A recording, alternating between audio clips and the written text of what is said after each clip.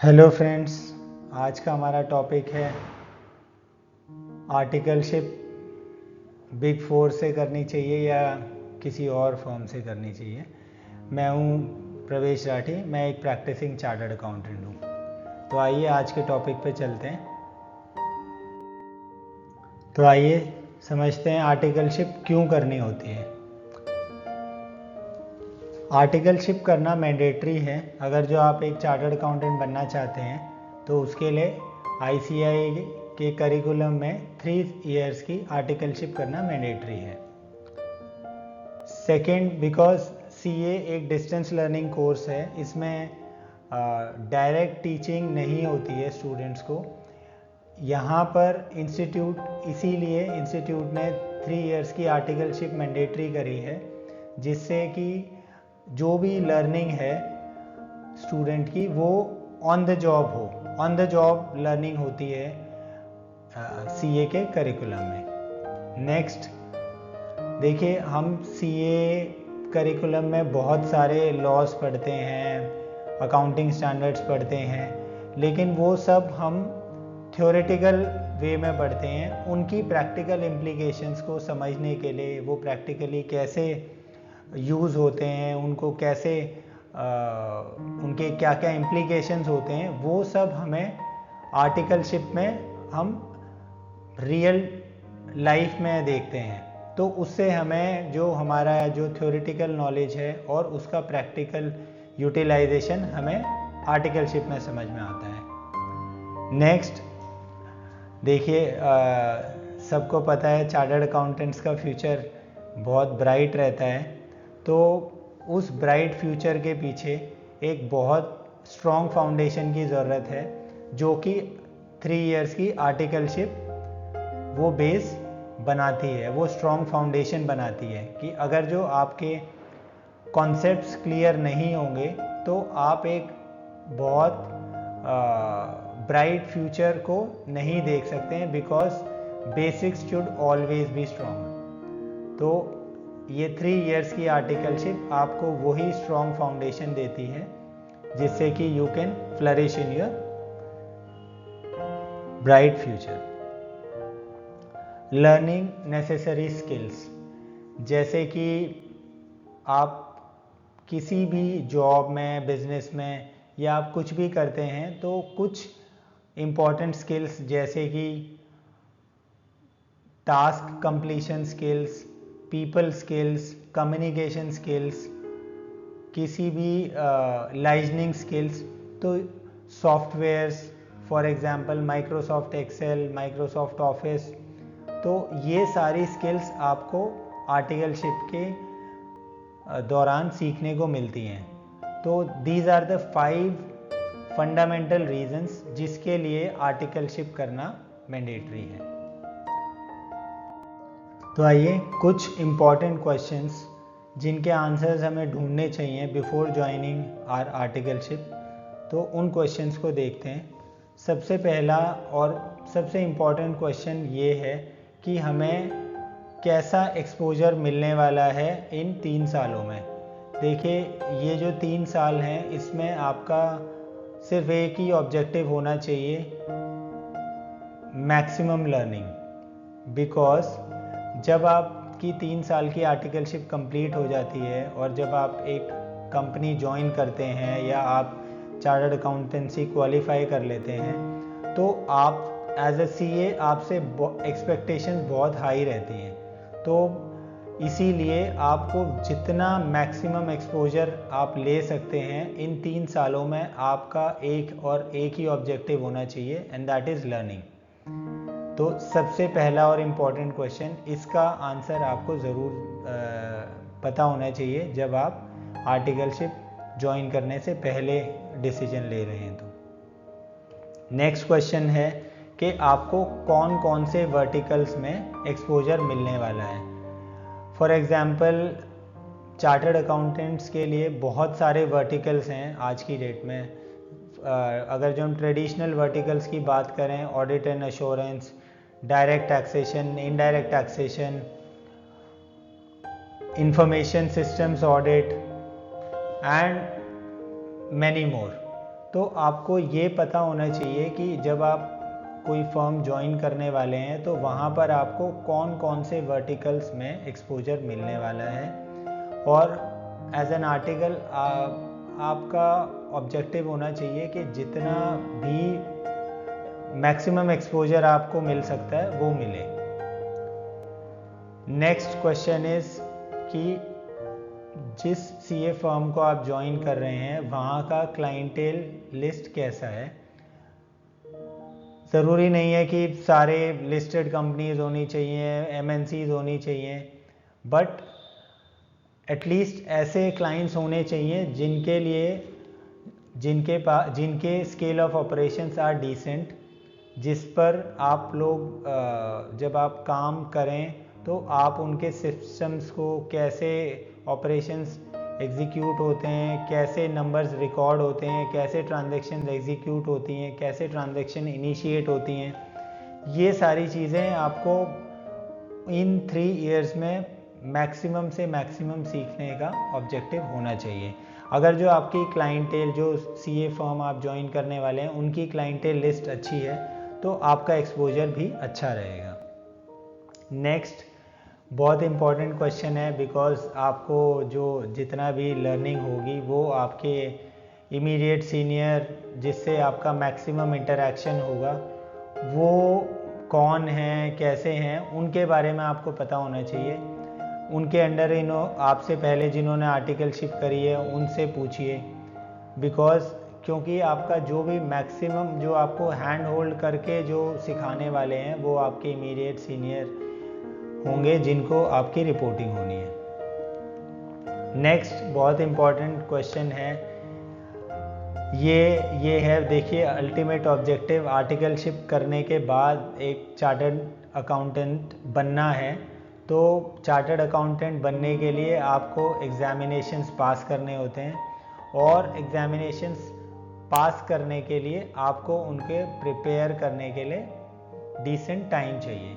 तो आप जिस भी सीए फर्म को ज्वाइन करेंगे वहाँ पर उनकी एग्जामिनेशन लीव्स और उनकी कोचिंग पॉलिसी समझ लीजिए कि अगर जो आपको कितने टाइम की एग्जामिनेशन लीव्स मिलेगी और आपको कोचिंग के लिए क्या क्या परमिशन मिलेगी। नेक्स्ट इस जो भी वहाँ पर एग्जिस्टिंग आर्टिकल्स हैं या जिन्होंने वहाँ से अपनी आर्टिकलशिप कंप्लीट की है उनसे आप फर्म का फीडबैक ले लीजिए। क्योंकि बिकॉज उन्होंने उस फर्म में आर्टिकलशिप की है तो उनसे आपको मोस्टली इन सारे क्वेश्चंस के आंसर्स मिल जाएंगे, तो इट्स बेटर कि आप उनका फीडबैक ज़रूर लें। नेक्स्ट और बहुत इम्पॉर्टेंट फैक्टर है कि आपको ट्रैवल टाइम क्या लगने वाला है कम्यूट करने के लिए। ये बहुत से स्टूडेंट्स इग्नोर कर देते हैं and they join articleship in distant places, जैसे कि आप एक कॉर्नर से दूसरे कॉर्नर पे ट्रैवल करके आप जाते हैं जस्ट बिकॉज एक बड़ी फर्म के लिए। बट आपको ये देखना है कि जब आपका ट्रैवल टाइम मिनिमम होगा you will be able to give maximum time, लेकिन जब वो ट्रैवल टाइम बहुत ज़्यादा होगा तो आपको धीरे धीरे एग्जॉशन होने लगेगी और आप बहुत टायर्ड रहेंगे, आपको फटीग रहेगा, तो जिससे आपका परफॉर्मेंस और लर्निंग हैम्पर हो सकती है। तो प्लीज़ कोशिश कीजिए, अगर जो आप एक कॉर्नर से दूसरे कॉर्नर पर जा रहे हैं और आपका ट्रैवल टाइम बहुत ज़्यादा है तो कोशिश कीजिए इफ़ पॉसिबल आप फर्म के आसपास ही लोकेट एक घर ले लीजिए या पीजी ले लीजिए या रूम ले लीजिए, जिससे आपका ट्रैवल टाइम बेयर मिनिमम हो सके, जिससे आपको फ्यूचर में एग्ज़ाम्स के लिए प्रिपेयर करने के लिए भी टाइम मिलेगा और आप फर्म को भी लर्निंग को भी मैक्सिमम टाइम दे सकते हैं। तो ये थे इम्पॉर्टेंट क्वेश्चंस जिनके आंसर्स आपको ढूंढने चाहिए before joining any CA firm for articleship. तो कोशिश कीजिए इन सब के आंसर्स आपके पास हों। तो आइए चलते हैं सबसे इंटरेस्टिंग टॉपिक कि बिग फोर्स और सीए फर्म्स में क्या डिफरेंस है आर्टिकलशिप एक्सपोजर को लेके। तो यहाँ पर मैंने कुछ क्राइटेरियाज दिए हैं जिनके बेसिस पे बिग फोर्स और अदर सीए फर्म्स में मीडियोकर फर्म्स को मैंने यहाँ पर कंसिडर किया है कि कैसे डिफरेंशिएट कर सकते हैं। सिलेक्शन में जैसा आप सब लोगों को पता है, बिग फोर्स में आर्टिकलशिप मिलना इतना आसान नहीं होता है as compare to other firms. अगर जो आप रैंक होल्डर हैं या अगर जो आपका बहुत स्ट्रॉन्ग रेफरेंस है तो आपको बिग फोर्स में आर्टिकलशिप करने की अपॉर्चुनिटी मिलती ही है, वरना it is quite tough. Exposure के टर्म्स में आएंगे तो बिग फोर्स में आपको एक स्पेसिफिक वर्टिकल पे ही पूरे 3 साल का एक्सपोजर मिलेगा। फॉर एग्जांपल, अगर जो आप उनकी स्टैट ऑडिट टीम में ज्वाइन करते हैं तो आपका पूरे 3 साल ऑडिट का ही एक्सपोजर रहेगा, अदर वर्टिकल्स पर एक्सपोजर नहीं रहेगा। वेयर एज अगर जो आप एक मीडियोकर फर्म ज्वाइन करते हैं तो नॉर्मली जो एक्सपोजर रहता है ऑलमोस्ट हर एक वर्टिकल को आपको एक्सपोजर मिलता है।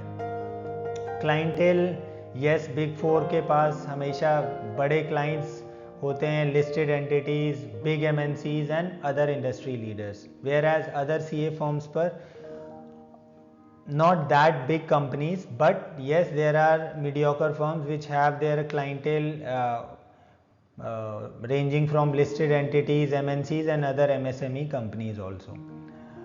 Yes, यहाँ पर प्रेजेंटेशन एंड सॉफ्ट स्किल्स पर बिग फोर्स बहुत इम्पोर्टेंस देती हैं एंड यू विल फाइंड के बिग फोर्स के आर्टिकल्स की communication skills and presentation skills are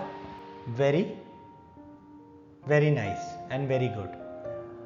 Whereas mediocre CA firms में वर्क एग्जीक्यूशन को इम्पोर्टेंस दी जाती है। यस, वो वहाँ पर भी प्रेजेंटेशन एंड कम्युनिकेशन स्किल्स को इम्पोर्टेंस दी जाती है, लेकिन बिकॉज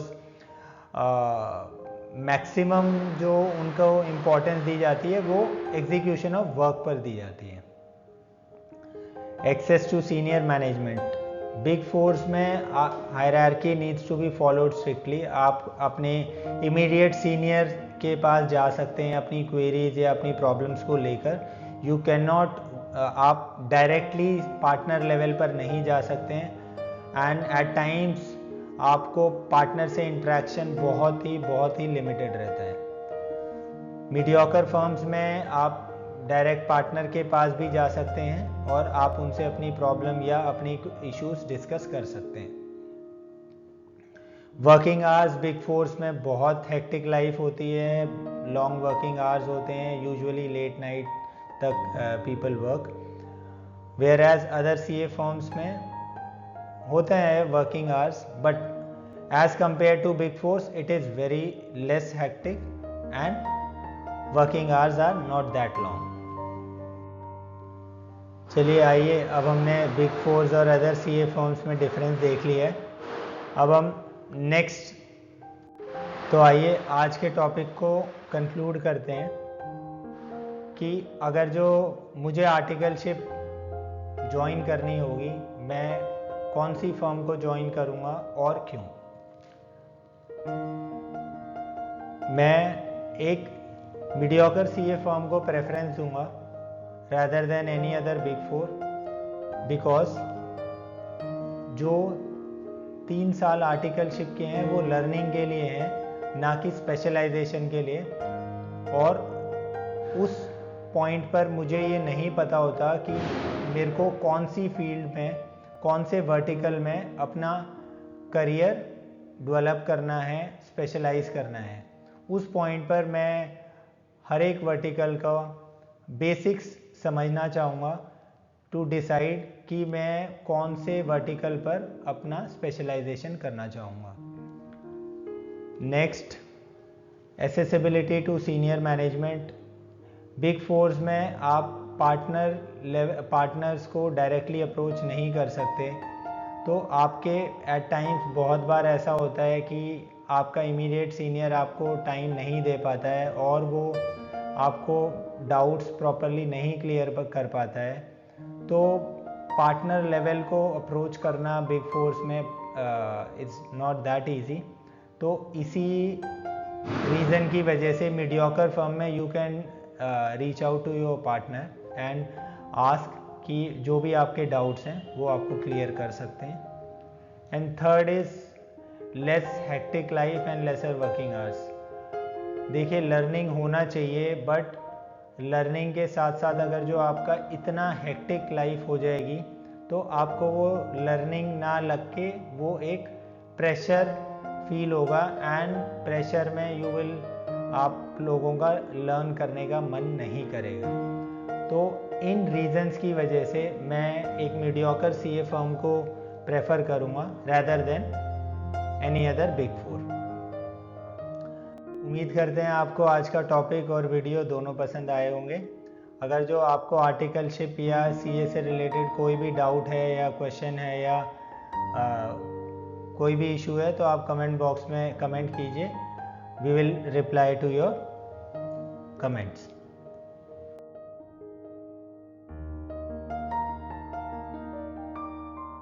ऐसे ही इंफॉर्मेटिव वीडियोस के लिए हमारे चैनल को सब्सक्राइब करना ना भूलें। Thank you.